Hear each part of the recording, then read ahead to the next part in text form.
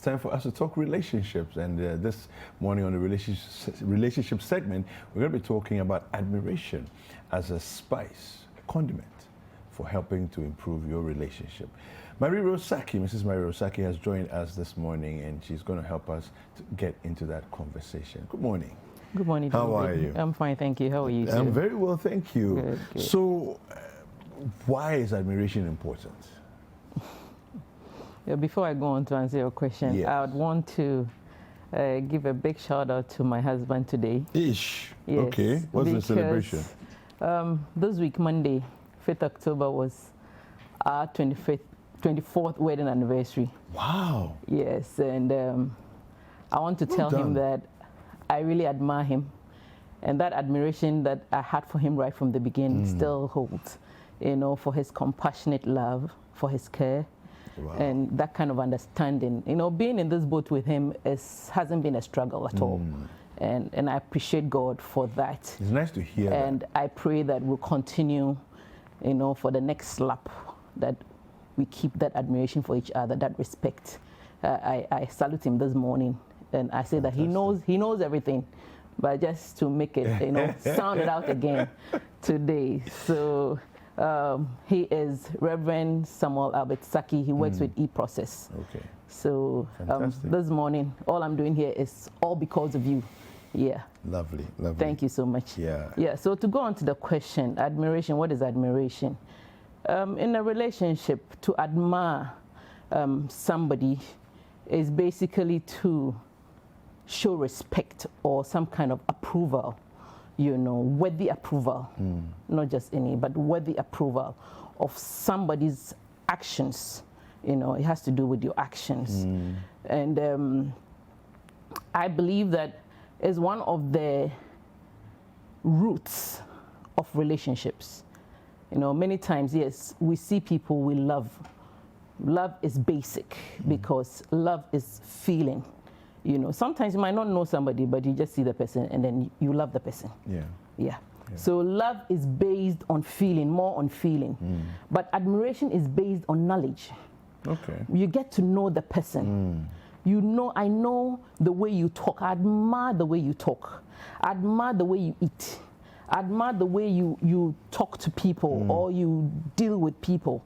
It's knowledge based. So when you interact with people, you get to admire them for their performance. He's a great musician. He's a great designer. He's a great academician. It's because you have seen what the person does and you admire the person. And admiration does not mean that the person doesn't have a flaw. Okay. Yes. Admiration doesn't cancel out flaws. But admiration is such that it helps you to be able to even overlook flaws in people. You know how sometimes people go perform and then the performance to the person will think, oh, I should have done that one, but I didn't do it. But yet people will still stand and give them, you know, a standing ovation. Yes, because they admire what they put in. And that, I call it a spice for relationship. Okay. Yes, that is what holds the love together. Because, you know, all of us know that love wins with time. I mean, that feeling that you feel that when I see you, you know, I want to explode and all that. With time, that kind of feeling goes down. It's on and off. Okay. You know, sometimes the feeling is there, sometimes the feeling is not there. But admiration can hold that feeling. Okay. That admiration bonds, helps to bond that feeling and build the relationship. And for everything that I believe we do here, it's basically to bring us in, to have anybody who is in a relationship to have fulfillment in relationship. Some people walk out of relationship because they don't feel fulfilled. But you want to feel fulfilled in a relationship. You know, you don't enter into relationship and feel devalued. You enter into relationship to feel more valued, become better of you. And the admiration is what will get you there. Yes, when your partner admires you, I mean, you know, you feel good. You feel good. I mean, in the whole world, a friend of mine sometime was saying something about her husband, and she said, you know, I get confused when you're not in the crowd. Oh, wow. Yeah, I get confused when you're not in the crowd because he is the only motivating factor for her. He's the one who matters. It's an admiration. Your presence alone boosts me. Okay. It gives me energy. Okay. And that is what sustains the marriage. So if you are in a relationship or you're in a marriage and you don't have things to hold on to admire, you will soon be flooded in the relationship, because life in itself is not smooth. Yeah. Generally, life comes with all sorts of unexpected blows and surprises. But then when you admire, you have that admiration, that, like I said, it helps you overcome some of those difficulties that you would encounter. Yeah. Yeah. So you have a partner. You used to admire. You begin to see flaws and faults. Does that impact on your level of admiration? And if so, what can you do to maintain admiration? Yeah, thank you. When you talk about admiring somebody and then finding flaws, I mentioned earlier, is it that thing that you see in the person that has become faulty? That admiration, because you admire the person for a certain quality. Thing, yeah. The flaw can be something else. And I believe that admiration helps us reduce criticisms. And when you start, because we are humans, definitely we'll do something disgusting or something unacceptable and all that. But then when you are able to overlook it with that positive that you admire about the person, and any day, any time, it is something that should be a thread, a fine thread through your relationship. That admiration should be something that is a fine thread that holds the relationship together. So as soon as you untie it and pull it out, it's going to lose out. It's like when you have a bead necklace. It's one string that runs through it. When it comes off, it all will be scattered. Scattered. So you always have to let the admiration be a focal point. It should be a top priority. Look at that side of the person. So to maintain it, I think that you have to always affirm it. It's like raising a child. Most of the time you say that we shouldn't tell our children negative things and all that. We have to tell them positive so that they will come out there. So even when a child is doing something bad, say, oh, you're a good girl. Oh, you're a good girl, so you're going to stop. You know that. Yeah, okay. Yeah.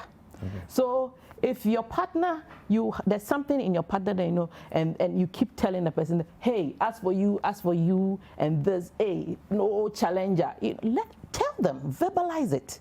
Don't keep it to yourself. Let the person know that you uphold them. You hold them in a certain awe because of that particular thing. Yeah. And it will help them also straighten up.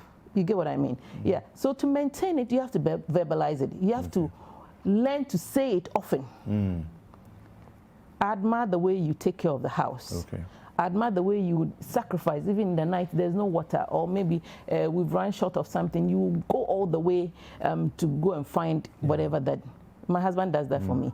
I mean, he knows certain things that I like, and when I like them, even when I'm stopping him, oh, it's okay, he's not getting it. I said, it's okay. He's still going to go and get it. He will get it for me.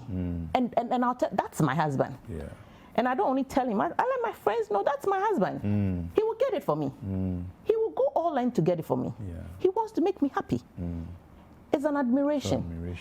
And I think the more I let him know that I admire that, the more energy he gets to do. I think that's actually quite that's how a positive feedback reaction. Yes. So as we admire people, it helps us not to become contemptuous with our partners. To hold your partner in contempt, you criticize and I'm polishing his shoe, and I say, he is not polishing his shoe. He's not. Look at his head. So, he does certain things that make you criticize, and as you criticize, it becomes contempt, and now you see it and you feel so disgusted.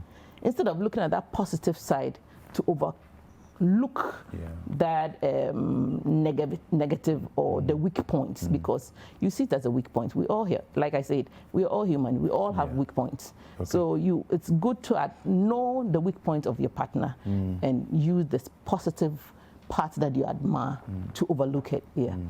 So I think that all in all, I mean, having said everything else, I think that this really does can be the change maker for a lot of relationships. Exactly. That's why I said that it's a change agent. You can use admiration as a change agent. You want somebody to change. You know, you want to see somebody in a certain way. You have to keep telling the person, hey, as for this, my child, you know your child doesn't like studying. He doesn't like learning, or he's not doing well in school. But then when the results come, you say, hey, my professor, hey, my doctor. Yeah. You are calling things, Bible says, call things that be not as though they were. Yeah. You know, so you are calling it into being. You are using that But admiration. It will actually inspire the child to bring inspiration. Yes, actually attain what it is. And if the person keep hearing that positive things, I've heard couple over and over again say that, hey, this thing, if my partner hear that I've done this, no way. My partner shouldn't hear. My partner shouldn't see me doing it. I mean, so if the person is walking around with that thing in mind, because you know that the person trusts or admires him to a certain level, that this kind of thing. So even if he has to do it, he will do it with caution, extra caution, and help the relationship to blossom. To blossom, exactly. To blossom. So that's how we use admiration to make our relationship rich and fulfilling. Yeah. Fantastic. Thank you very much. You're welcome. Thank you. Well, we've been speaking with Mrs. Mary Rose Sakyi, who's a counselor and an entrepreneur, about using admiration to spice up our relationships. Hi there. We hope you enjoyed the show. Make sure to subscribe, like, comment, and share with your friends. This is Breakfast Daily on Citi TV. Join the Breakfast Daily team Monday through Fridays from 7:30 a.m. to 10. Join us for breakfast daily, only on Citi TV.